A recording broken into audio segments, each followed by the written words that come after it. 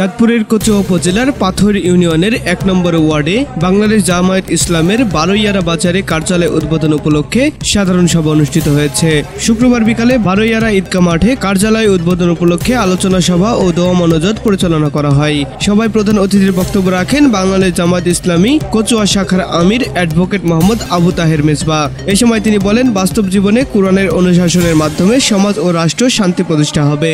যে সমাজে ইসলাম কায়েম নেই সেখানে ব্যক্তি জীবনেও পুরোপুরি মুসলিম হিসেবে জীবনযাপন করা কঠিন। তাই আল্লাহর দিনকে সমাজ জীবনে কায়েম করার কাজটা জামায়াতবদ্ধভাবে ছাড়া কিছুতেই সম্ভব নয়। তাই ইসলামী সমাজ, রাষ্ট্র ও সরকার কায়েম করতে হলে এ বিরাট কাজের উপযোগী লোক জোগাড় করতে হবে।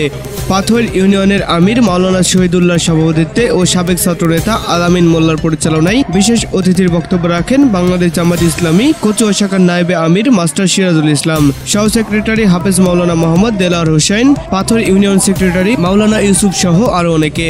এ সময় জামায়াত নেতা জাহাঙ্গীর আলম পাটোয়ারি, ওহিদুজ্জামান, বদরুদ্দেজা তালুকদার, ইয়াসিনুর রহমান, আবু ইউসুফ পাটোয়ারি সহ জামায়াতের বিভিন্ন শ্রেণীর নেতৃবৃন্দ উপস্থিত ছিলেন। পরে অতিথিবৃন্দ বারৈয়ারা বাজারে জামায়াত ইসলামী কার্যালয় উদ্বোধন করেন। পরে যাত্রী কল্যাণ কামনায় বিশেষ দোয়া ও মনোজাত পরিচালনা করা হয়। কচুয়া থেকে মাসুদ রানা, বাংলা ৭১ টেলিভিশন।